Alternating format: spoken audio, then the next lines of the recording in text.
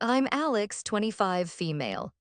I live in a two-bedroom apartment in a city that never seems to sleep, which is ironic because all I want is a good night's sleep. As a remote medical coder, my life revolves around precision, quiet, and order, three things that were systematically dismantled by the person sleeping in the room next to mine. This is the story of how my roommate, a girl obsessed with internet fame, tried to ruin my life for a viral video, and how I used her own ambition to orchestrate a downfall she never saw coming. Before this story unfolds, I'd love to connect with you. Please let me know in the comments where you're watching from and what time it is in your corner of the world. It's amazing to see how far these stories can travel. Finding a roommate in a major city is a special kind of nightmare. It's like a series of increasingly awkward first dates, but instead of just wasting an evening, you risk signing a year-long lease with a potential monster.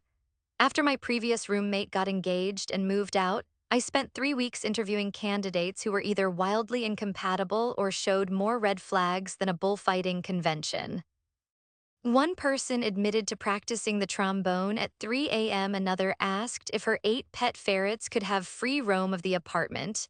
I was beginning to lose hope, contemplating a life of instant noodles to afford the rent on my own. Then Morgan replied to my ad. On paper, she was perfect. Her email was bubbly and polite. She was 22, a recent communications graduate, and described herself as super clean, respectful, and usually out and about or just chilling with headphones on.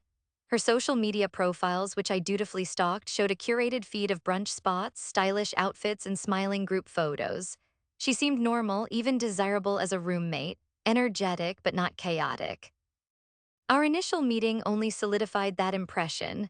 She arrived right on time, dressed in a fashionable but modest outfit.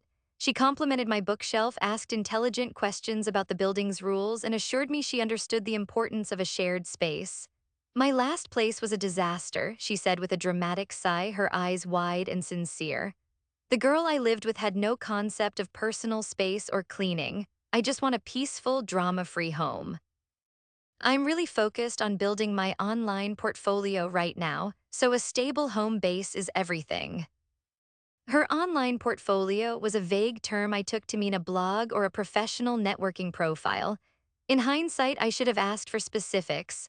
I should have pressed her on what kind of content she was creating. But I was tired of the search, and Morgan was a beacon of promise. She was charming, she was seemingly responsible, and she had her portion of the security deposit ready to go. I offered her the room, and she accepted with a squeal of delight, wrapping me in a quick lavender-scented hug. We signed the lease with our property manager, a stern, no-nonsense woman in her 60s named Ms. Albright, the following week. Morgan was effusive in her thanks, promising I wouldn't regret it. The first month was blissful. It was everything she had promised. She was incredibly clean, almost to a fault. Her dishes were washed immediately after use, her bathroom was spotless, and she never left a single item in the common areas. She was quiet, too. I'd hear the faint tap-tap of her typing or the muffled sound of a video from her room, but it was never intrusive. We'd have pleasant, if superficial, conversations in the kitchen while making coffee. We'd talk about our days, mine filled with complex medical codes and insurance jargon, hers with brand collaborations and engagement strategies. It sounded like a foreign language to me, but I was happy for her. She seemed driven, and I respected that. My best friend Ben was skeptical from the start. Ben and I had been friends since college, and he had a built-in radar for phoniness, a skill he'd honed in his career as a cybersecurity analyst. Nobody's that perfect, Alex, he warned me over the phone after I gushed about my new domestic harmony. She sounds like a Stepford roommate, just watch your back. People who build a personality for the internet sometimes forget how to be a person in real life. I brushed it off as him being overly protective. You're just a cynic, I told him.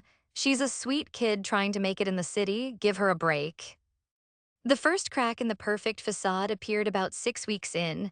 It was small, almost unnoticeable. I came home from a rare trip to the office to find a single bright blue feather on the living room rug. I picked it up, puzzled, and threw it away. The next day, I found a small splash of what looked like glitter on the kitchen counter, far from where we kept any food. I cleaned it up, assuming she'd had a crafting accident. Then came the odd smells, a faint, sickly sweet scent in the hallway one evening gone. By the mornings, a whiff of burnt popcorn when neither of us had made any. Each time I'd casually ask, "Hey, did you notice?" And Morgan would just blink, her face a mask of innocent confusion. A feather, weird, must have blown in from the window. Glitter, that's so strange, maybe it was on my clothes from outside. She was so plausible, so disarmingly sweet that I started to question my own perceptions. Was I being paranoid? Was my quiet, orderly life making me invent chaos where there was none? The behavior in her room also began to shift. The quiet tapping was occasionally replaced by loud, animated monologues. I'd hear her talking to someone, her voice unnaturally high and peppy. "Oh my God, you guys, you're not going to believe what happened today," she'd exclaim to her empty room. Sometimes there would be thuds or strange scraping noises. When I asked if everything was okay, she'd emerge with a beaming smile.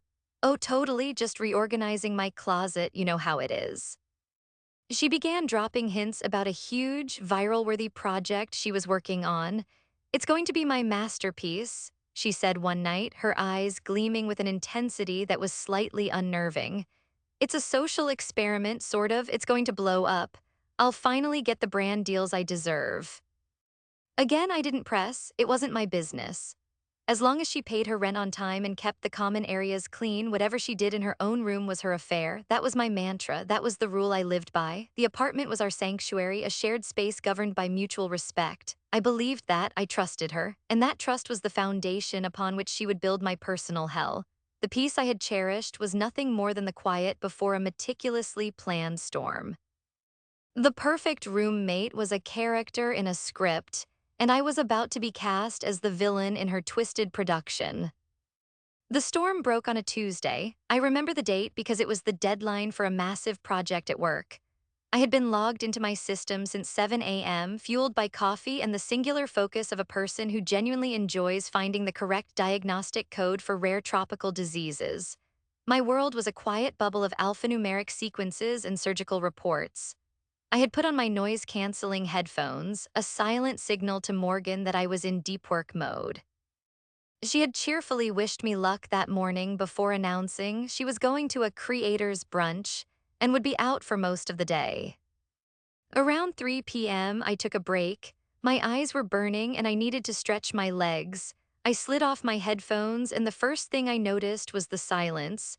It wasn't the usual peaceful quiet of an empty apartment. It was a heavy, dead silence, the kind that feels wrong. I stood up and walked out of my bedroom. And my world stopped. The living room was destroyed. It wasn't messy, it was desecrated. A carton of milk had been poured over my beloved velvet armchair, its white contents slowly soaking into the deep green fabric. The bookshelf had been toppled, sending hundreds of my carefully organized books sprawling across the floor, some with their spines cracked. A bag of flour had been ripped open and dusted over everything, creating a ghostly white film on the floor, the TV, the coffee table. Someone had drawn on the wall behind the sofa with what looked like bright red lipstick, a childish, angry-looking smiley face. The air hung thick with the smell of soured milk and the chalky scent of flour. For a moment, I couldn't process it. My brain simply refused to accept the sensory input. It felt like I had walked onto the set of a movie, a prank show. I took a tentative step forward, my shoe crunching on something. I looked down. It was the shattered remains of a ceramic vase my grandmother had given me. Panic, cold and sharp, pierced through my shock. My first thought was that we had been robbed. I spun around, checking the front door. It was locked, the deadbolt still in place.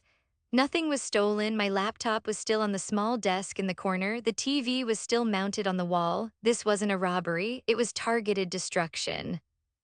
My heart hammered against my ribs. Who would do this? Why? And then a sickening realization began to dawn. Morgan, she was the only other person with a key, but why? It made no sense. This was the girl who wiped down the counters after pouring a glass of water. This was the girl who valued a peaceful, drama-free home. I pulled out my phone, my hands shaking so badly I could barely unlock it. I had to call the police. I had to call Ms. Albright. I had to call Ben. But before I could dial, I heard a key in the lock. The front door swung open and Morgan walked in. She stopped dead in the doorway, her phone held up as if she'd been about to take a selfie. Her jaw dropped, her eyes widened in a theatrical display of horror. "Oh my God," she breathed, her voice a perf. A CT imitation of shock. "Alex, what did you do?" The question was so absurd, so utterly disconnected from reality that I could only stare at her. "What did I do?" I repeated, my voice a strangled whisper. "Morgan, what is this? I just walked out of my room."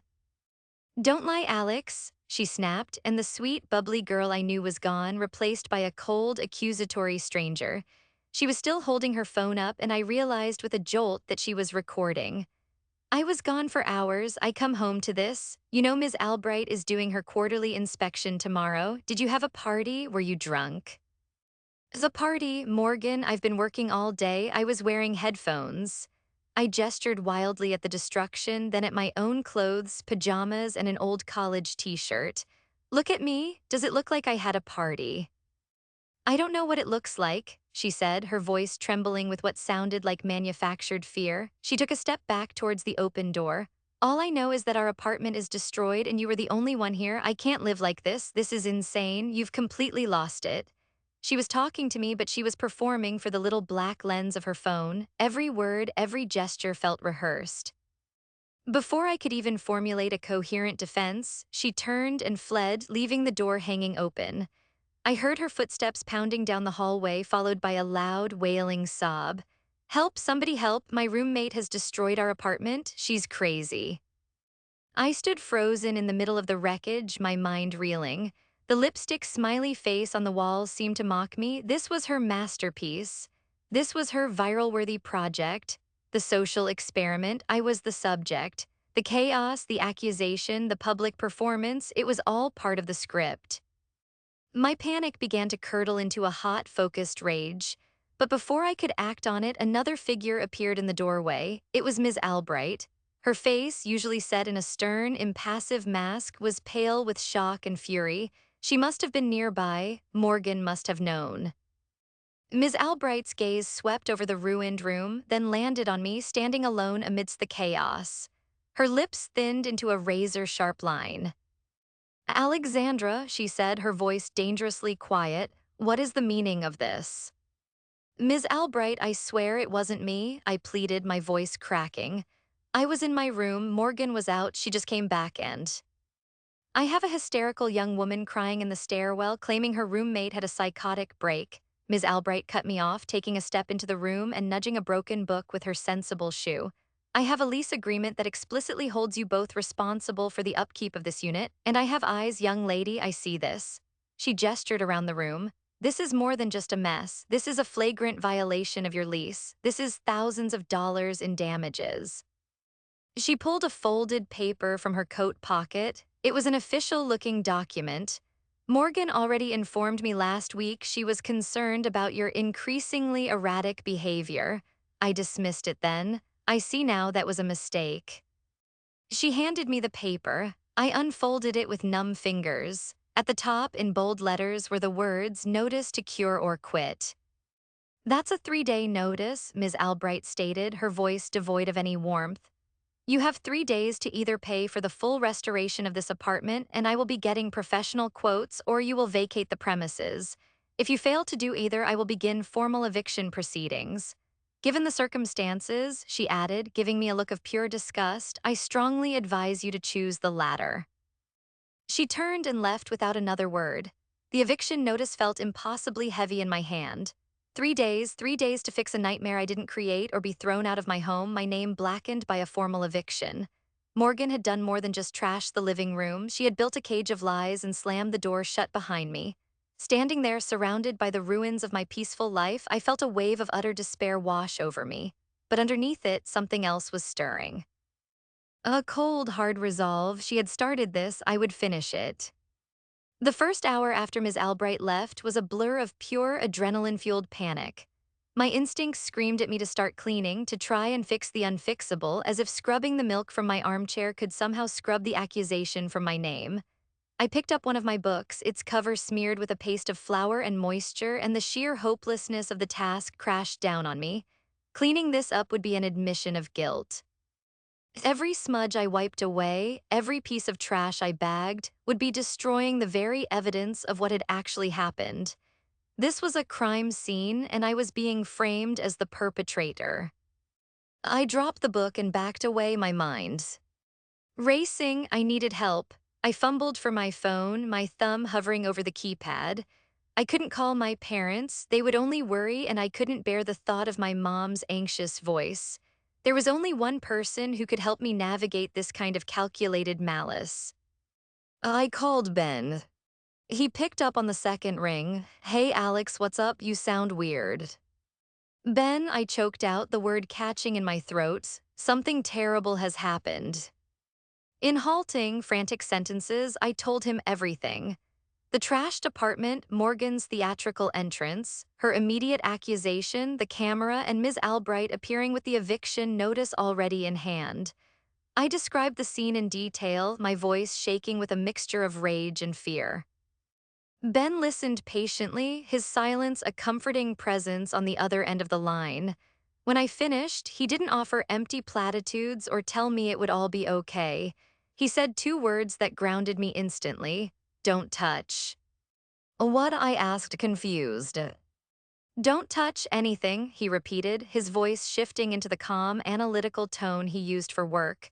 You said she was recording, you said she claimed you had a psychotic break. Alex, this isn't just a roommate dispute anymore. She's building a narrative. You can't clean the scene because you need to document it, every single detail.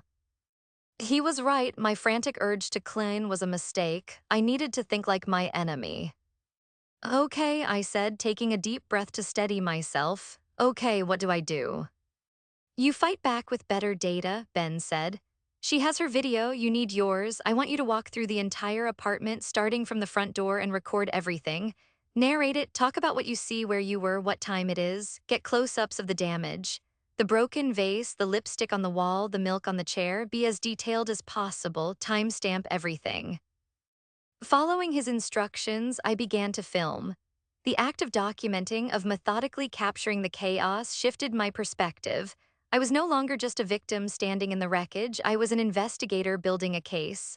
I filmed the locked front door, the pristine state of my own bedroom, my work computer still logged into the system, showing the timestamps of my activity. I filmed the eviction notice lying on the floor. With every passing second of recording, a piece of the hysteria fell away, replaced by a cold, clarifying anger. When I was done, I sent the video file to Ben. Good, he said after a few minutes. This is our baseline, now we dig. This influencer wannabe lives her entire life online. If she planned this, she left a digital trail. I guarantee it. He asked for Morgan's full name and the handles for all of her social media accounts: Instagram, TikTok, YouTube, even her public Venmo. I had them all from my initial roommate screening. I sent them over, feeling a small, dark thrill at turning her own life against her. Let me get to work, Ben said. While I do that, you have a job to do. You need to get out of there. Is there somewhere you can go? You can't stay in that apartment with her. I can come to you, I said immediately. My couch is your couch, he replied without hesitation. Pack a bag with essentials for a few days, don't take too much, just clothes, your work laptop, toiletries. When you leave, send Morgan a text, make it neutral and factual. Something like, Morgan, due to the current situation and the accusations you've made, I am not comfortable staying in the apartment tonight. I have gone to stay with a friend. This, he explained, was crucial. It established a record that I had removed myself from the hostile environment she had created. It was a defensive move, another piece of our own narrative. As I packed, my mind kept replaying Morgan's performance. The practiced horror, the crocodile tears, the phone held up to capture my stunned reaction. She wasn't just a messy roommate or a thoughtless person. She was a predator. She had chosen me specifically for my quiet, non-confrontational nature.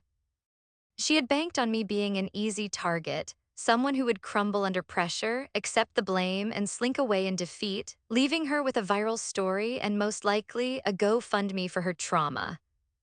A new thought struck me, so chilling it made me stop packing: her phone. She was recording me, but was that the only camera? Had she been recording all along? The strange feather, the glitter. Were those props for earlier videos? Was my entire life in this apartment a backdrop for her content? I sent a quick panic text to Ben, what if there are other cameras in the living room? His reply came back a minute later, possible. A lot of those cheap Wi-Fi cams are easy to hide. Don't look for them now, it's too risky. If she has them, she's watching. Just get your stuff and get out. We'll deal with that possibility later. He was right. I zipped up my overnight bag, took a last look at the trashed living room and walked out, closing the door on the disaster. As I walked down the hall, I sent the text to Morgan exactly as Ben had dictated. Her reply was almost instantaneous, probably for the best. Ms. Albright is getting a quote from a restoration company tomorrow morning. I'll let you know what your half of the bill is, hope you can afford it. The sheer audacity of it was breathtaking. She was already counting her chickens, so sure of her victory. She had an unseen audience for her drama, a legion of followers she was priming for her big story.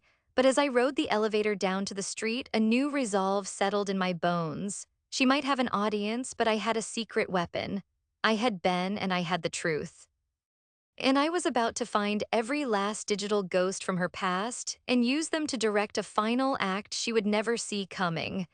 The game wasn't over, it had just begun. Ben lived in a small but meticulously organized apartment across town. The moment I walked in, he took my bag, sat me down on his couch, and placed a steaming mug of tea in my hands. Okay, he said, pulling up a chair and spinning his laptop around to face me. Let's meet the real Morgan. For the next several hours, Ben's living room transformed into a war room. He worked with a focused intensity that I had always admired but never seen directed at my own life. He wasn't just scrolling through her public profiles, he was dissecting them, cross-referencing them, and pulling on threads I never would have seen. He was an archaeologist of the internet, and Morgan's digital life was his excavation site. People who crave attention like this are sloppy, he explained, his fingers flying across the keyboard. They create so much content, so much noise, that they can't possibly keep their story straight. They leave behind an echo chamber of their own lies, and all you have to do is listen to the contradictions. The first thing we found was her Finsta, a secret, secondary Instagram account meant for close friends. It was private, but Ben was undeterred. Amateur hour, he muttered. People almost always use a variation of their main handle or a personal email for recovery. Within 10 minutes, through a combination of savvy guesswork and exploiting the forgot password feature on a dummy account, he found a back door. He didn't hack her account, he simply found the digital breadcrumbs she'd left lying around that allowed him to see her follower list. From there, he found a friend of hers with a public profile who had reposted one of Morgan's Finsta stories. It was a screenshot of a text message conversation, and it was our first real piece of gold. The text was from Morgan to an unknown number dated 2 weeks prior. It read, "The new roomie is perfect. Total introvert, works from home, has no idea what TikTok is lol. She's going to be the ideal villain for the Psycho Roommate series. I just need to lay the groundwork first." My blood ran cold. The Psycho Roommate series. It wasn't a spontaneous act of chaos, it was a premeditated series. I was a character she had cast. The quiet respect, the bubbly personality, it had all been an act, a way to build her protagonist-victim persona before the big reveal. She's not just an influencer, I said, my voice barely a whisper. She's a sociopath. She's a content creator, Alex, Ben corrected grimly. In 2025, there's not always a difference. Keep reading. The friend who had reposted the story had added their own caption, "Can't wait to see this. You're gonna be famous at Morgie Moves." Ben quickly dived into that friend's profile, and it was a goldmine. This girl, apparently Morgan's #1 cheerleader, had a much laxer approach to privacy. We found photos of her and Morgan together, tagged in various locations. One photo, posted 3 days ago, showed them at a store called Gags and Gifts. In the background, clear as day, was a display of fake rubber bugs, whoopee cushions, and sitting on a shelf right behind Morgan's head, a tube of fake blood-red lipstick. It looked identical to the shade used for the smiley face on my wall. Circumstantial but compelling. Ben noted, taking a screenshot and saving it to a folder he'd labeled evidence. The real breakthrough came when Ben started digging into her video history on TikTok. Her public profile was full of dance challenges and get ready with me videos, but Ben wasn't interested in what she posted. He was interested in what she deleted. Using a web caching service, he was able to pull up snapshots of her profile from weeks and months past, and there we found them. A series of short, now deleted videos, all with titles like My Roommate is a Little Odd Weird Drew Me. The first one from 5 weeks ago was a quick shot of a single blue feather on the floor. The caption read, "Found this in the living room. We don't own a bird, LOL." Another from a week later was a close-up O. F the glitter on the kitchen counter. Is my roommate secretly a fairy or just messy? You decide, #Mr. Riglitter. My stomach churned. The props, the things I had cleaned up, the things she had feigned ignorance about, had all been part of her slow burn narrative. She was planting evidence of my supposed strangeness, creating a backlog of content to release after the main event to support her story. She was building a case against me for an audience of strangers, piece by insidious piece. The most damning piece of evidence came from an unexpected source, Venmo. Ben pulled up her public transaction history. Most of it was innocuous payments for coffee, rent to my account, Ubers. But then he filtered the search to the past week, and there it was. A payment made 2 days ago to the same friend from the Instagram post. The amount was for $50. The public memo read, "For the party's supplies," but Ben, with his cybersecurity paranoia, pointed something out. "Tap on the transaction," he said, "see who liked it." I did, and there among the list of likes was another user. Her username was just a string of letters and numbers, but her profile picture was a stock photo of a pizza. Probably a burner account, Ben said. He did some more digging, cross-referencing the cryptic username with other platforms. He found a match on a freelance website. The user was a self-described aspiring actor extra. Ben's eyes lit up. "Let's go back to the Finsta." He pulled up the friend's account again and scrolled through her followers, looking for the actor's username. He found it, and this time he got lucky. The actor's private account had a link in bio pointing to his public casting profile, complete with a headshot.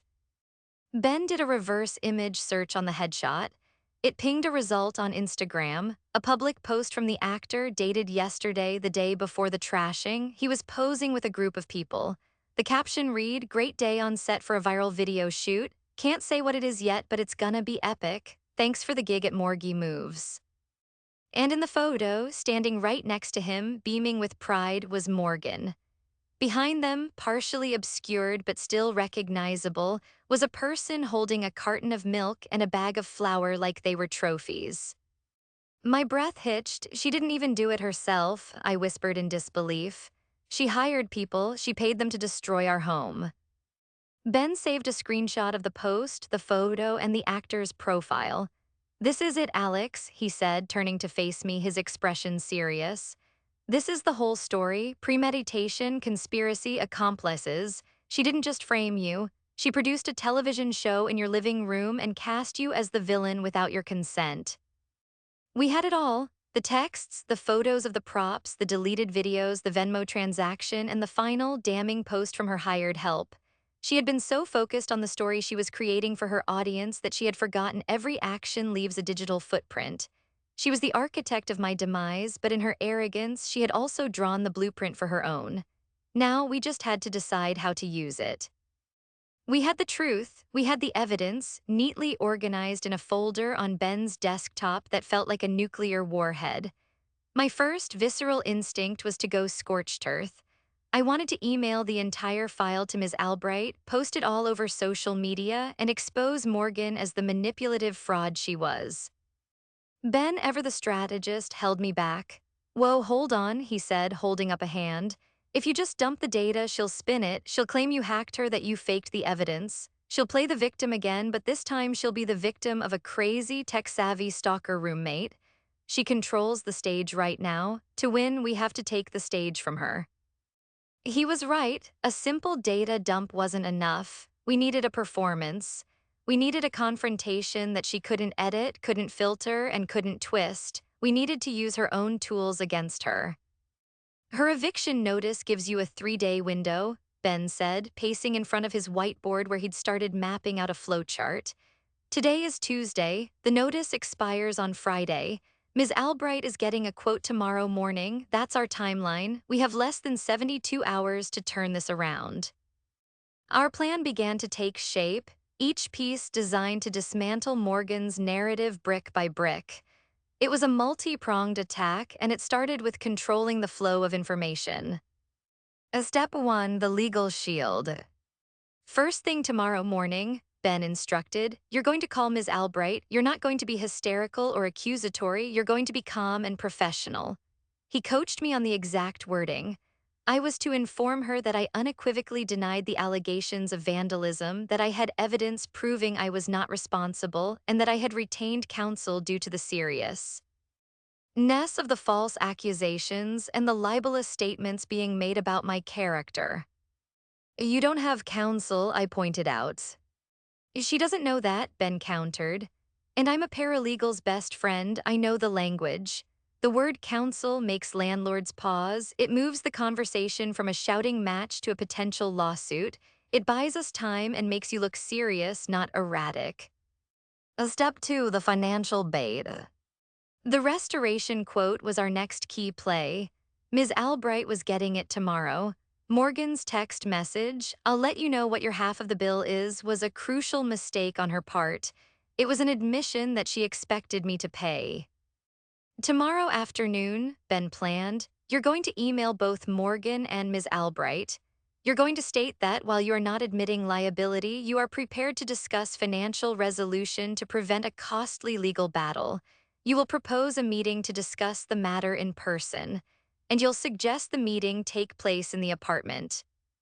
Why would I offer to pay for something I didn't do? I asked, horrified. It's the bait, Ben explained, a sly grin on his face. Morgan's goal is money and fame. If she thinks you're scared and willing to pay, she'll get greedy. She'll agree to the meeting because she'll see it as her final victory lap the moment the psycho roommate caves and pays up. She'll want that on camera, and the apartment, that's our stage. Step 3, the surprise guests. This was the master stroke. Morgan had her audience. We needed ours. Does she talk about her parents? Ben asked. I thought for a moment. All the time, she's always talking about how supportive they are, how they've funded her creator journey. They live about an hour out of the city. She calls them every day. Perfect, Ben said. He did a quick search and, using public records, found an address and a landline number for Mr. and Mrs. Gable, Morgan's parents. Parents who fund an influencer lifestyle hate two things: public embarrassment and unforeseen expenses. They are going to be our surprise guests of honor. The plan was this. I would schedule the meeting with Morgan and Ms. Albright for Friday afternoon, just hours before the eviction notice expired. The topic would be the financial settlement. Ben would call Morgan's parents on Friday morning, posing as an assistant from Ms. Albright's property management company. He would inform them that there had been a serious incident at their daughter's apartment and that their presence was requested at a final meeting to discuss potential liability and damages that may fall to the lease guarantor. Are they her guarantors? I asked. Doesn't matter if they are, Ben said. The phrase potential liability will have them in the car before he even finishes the sentence. They'll want to be there to protect their investment. Step 4, the live stream. This was the final piece of the trap, the element that would use Morgan's own weapon against her. If she wants to go viral, Ben said, let's help her. While I was at his place, Ben had me log into my rarely used TikTok account. He helped me craft a single cryptic video. It was just a black screen with white text. It read, I was framed by my roommate for a viral video. Now I'm telling the truth, live Friday at 4 p.m. We added a few hashtags, #roommate from hell, the truth will come out, and most importantly, Morgie moves. We'll post this Friday morning, Ben said. Her followers who see it will be curious. She'll see it and assume you're about to have a public meltdown that will only help her case. She'll be expecting a train wreck. She won't be expecting a trial. The trap was set. It was a complex, high-stakes gamble.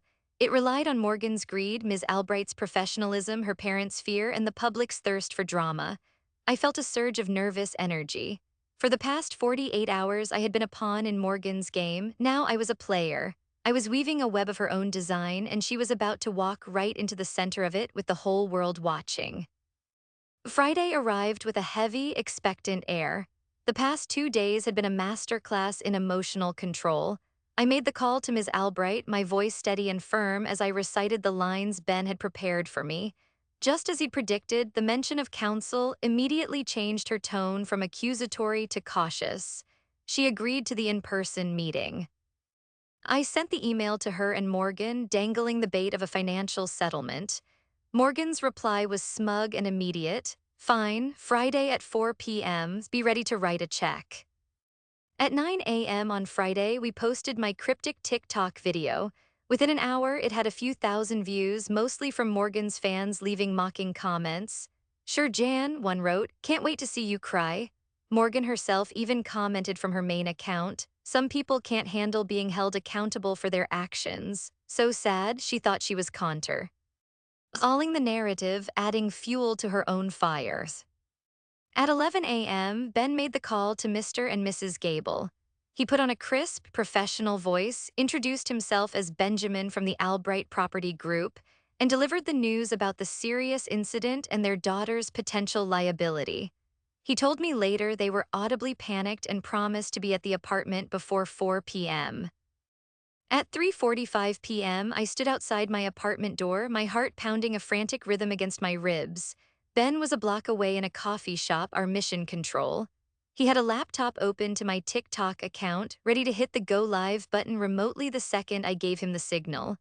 In my purse, I had a single manila folder containing printouts of all our evidence. Ms. Albright arrived first, her expression stern and unreadable. A moment later, a nervous-looking, well-dressed couple in their 50s hurried down the hall. We're the Gables, Morgan's parents, the man said breathlessly. We got a call. I see, Ms. Albright said, raising an eyebrow, clearly not expecting them. The meeting is about to begin. Right on cue, Morgan appeared. She was dressed in a chic, all-white pantsuit looking every bit the poised victim. When she saw her parents, her face flickered with surprise, but she recovered instantly. Mom, Dad, what are you doing here? We got a call, sweetie, her mother fretted. Something about damages. Morgan shot a venomous glare at Ms. Albright, then at me, clearly assuming one of us had called them. It's fine, she said through a tight smile. Alex is just here to pay for the mess she made. She unlocked the door and we all stepped inside. The restoration company had removed the ruined furniture and cleaned the floors, but the room was still bare and the faint, sour smell of spoiled milk lingered in the air. The lipstick smiley face was still on the wall, a grinning monument to her treachery. Let's get this over with, Morgan said, pulling out her phone and propping it up on the kitchen counter, angled to capture the entire room. She hit record. So Alex, Ms. Albright has the quote, your half is $4,350, certified check or wire transfer. This was it. I took a deep breath and sent Ben a one-word text, now. I turned to Morgan, my voice calm. I'm not paying you a dime, Morgan. She laughed, a sharp, ugly sound. Oh, really? After you threw a tantrum and destroyed the place, I have you on video having a breakdown. No, I said, my voice rising in strength. You have a video of my reaction to what you did, but I have proof of everything else. As I spoke, Ben hit go live on my TikTok. The view count started to tick up instantly, 100, 500, 1,000. Morgan's mocking followers, drawn in by the drama, were tuning in. I opened the manila folder. Let's start with this. I held up the first printout, the screenshot of her text from her Finsta. The new roomie is perfect. She's going to be the ideal villain for the Psycho Roommate series. Morgan's face went white. Where did you get that? Her mother stepped forward. Morgan, what is a Psycho Roommate series? I didn't let her answer. I held up the next picture. Or how about this? This is a photo of you and your friend at a gag gift store, standing right next to the brand of lipstick you used to deface the wall. Next, I held up the screenshots of the now-deleted TikToks. And here are the clues you were planting for weeks. The feather, the glitter. You weren't documenting my erratic behavior, you were creating it. Morgan was stammering, her eyes darting from the papers in my hand to her parents' horrified faces. This is fake. She faked all of this. She's a psycho. She's hacking me. And I suppose I also faked this, I said, pulling out my final piece of evidence. The screenshot of her actor friend's Instagram post, the photo of her celebrating with the people she paid to destroy our home. This is you, Morgan, with the crew you hired. The man on the right is holding the flour. The woman next to him is holding the milk. Mr. Gable snatched the paper from my hand. He stared at it, his face turning a dark shade of red. Jessica, he bellowed, using her full name. What is this? Did you pay people to do this? Dad knows she's lying, Morgan cried, her voice cracking. She looked at her phone, at the rapidly climbing viewer count, at the flood of comments now turning against her. The mask was shattering. The Venmo transaction to your friend for party supplies says otherwise, I added calmly. And the fact that your paid actor thanked you publicly for the gig is pretty damning. Ms. Albright, who had been watching this entire exchange with a stony silence, finally spoke. Ms. Gable, she said, her voice dripping with ice, it appears I have been severely misinformed. Not only have you staged this entire event, you have filed a false report with my office and attempted to defraud both me and your roommate. She pointed a single, trembling finger at the door. Get out, get your things, your lease is terminated, effective immediately. And you can expect a bill from me for the full damages plus the cost of changing the locks. The blood drained from Morgan's face. Her mother was openly weeping. Her father looked like he was about to have an aneurysm. Morgan looked at me, her eyes filled with a venomous hatred I had never seen. Then she looked at her phone, still streaming, still broadcasting her utter humiliation to thousands of strangers. With a primal scream of rage, she lunged, not at me, at her phone. She snatched it from the counter and hurled it against the wall where it shattered into a dozen pieces. But it was too late, the trap had sprung. The performance was over, and her unseen audience had seen everything. The silence that followed the sound of Morgan's phone shattering against the wall was thick and heavy, broken only by her mother's ragged sobs. Morgan stood panting, her chest heaving, her all-white pantsuit now looking less like a symbol of innocence and more like the uniform of a surrendered soldier. The show was over, the curtain had fallen, and she was left exposed on a bare stage of her own making. Mr. Gable was the first to move. He walked over to his daughter, his face a grim mask of fury and disappointment. He didn't yell, he spoke in a low, terrifyingly calm voice. You will go to your room, you will pack one bag, and you will come with us. You are not to speak to anyone. Do you understand me, Jessica? Morgan, for the first time since I'd met her, looked small.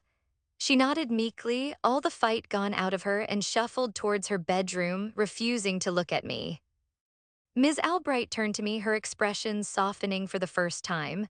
Miss, she said, using my last name with a newfound respect, I owe you a profound apology. I allowed myself to be manipulated. I will be shredding the eviction notice filed against you. Furthermore, you will not be held responsible for any of the damages. I will pursue the Gable family for full restitution. She handed me her card. You will, of course, be allowed to break your lease without penalty if you no longer wish to live here. But if you choose to stay, the rent for the next 3 months is on the house, as a token of my apology. I was so stunned I could barely manage a thank you. The Gables escorted a silent, red-eyed Morgan out of the apartment a few minutes later. Her father paused at the door and looked at me. I am truly sorry for what my daughter did, he said, the words sounding like they were being dragged from him, and then they were gone. I was alone again in the empty living room. I sank down to the floor, the adrenaline finally leaving my body, leaving me shaky and exhausted. My phone buzzed in my pocket. It was Ben's. You were amazing, the text read. The stream peaked at over 50,000 live viewers before she smashed the phone. It's already been screen recorded and re-uploaded everywhere. #Morgie moves is over, party is trending. I let out a long, shuddering breath that was half laugh, half sob. It was over, it was truly over. The days that followed were a whirlwind. The story had, as Morgan always wanted, gone viral, but it was my story, not hers. Ben helped me edit the full livestream footage, adding text overlays of the evidence for clarity. We uploaded it to my now not so dormant YouTube and TikTok accounts. We called it the final upload. It was a calm, factual, and utterly devastating account of her entire scheme. The internet did the rest. Morgan was crucified. Her sponsors, the few she actually had, dropped her immediately, posting public statements condemning her actions. The friends and actors she had hired were identified and dragged online, their own pathetic attempts at internet fame backfiring spectacularly. Morgan deleted all of her social media, but it was useless. The internet never truly forgets. Her digital ghost, the one she had so carefully constructed, would haunt her forever. A week later, I received a certified check in the mail from Mr. Gable's lawyer for the exact amount of the damages, along with a separate, smaller check made out to me personally. The memo line simply read, "For the vase." There was also a letter from the law firm stating that Morgan had been enrolled in intensive therapy and would not be contacting me again. I decided to stay in the apartment. Ms. Albright was true to her word, and the 3 months of free rent gave me the financial breathing room I never knew I needed. Ben helped me shop for a new armchair, a bigger, more comfortable one than my last. We found a beautiful, handcrafted vase from a local potter to replace the one my grandmother had given me. It wasn't the same, but it was a new memory, a better one. The apartment slowly transformed from a crime scene back into a home, but it wasn't the same quiet, ordered place it had been before. It was better, I had learned. That my peace was something worth fighting for. I had discovered a strength in myself I never knew I possessed. I had been cast as the villain in someone else's story, but I had refused the role. I had picked up the pen and written my own ending. My life is quiet again now. I still spend my days with my medical codes, finding order in the chaos of diagnostics. But it's a chosen quiet, a cherished peace. Sometimes, late at night, I'll see a new story pop up about a nightmare roommate, and I'll feel a faint echo of that cold panic. But then I look around my peaceful living room at my new armchair and my beautiful vase, and I smile. Morgan wanted to go viral. She wanted to be famous. And in the end, I gave her exactly what she wanted. She became a permanent, trending topic, a cautionary tale, a meme, a masterclass in how not to be a human being. And I, the quiet girl who just wanted to be left alone, got the best revenge of all. I got my life back.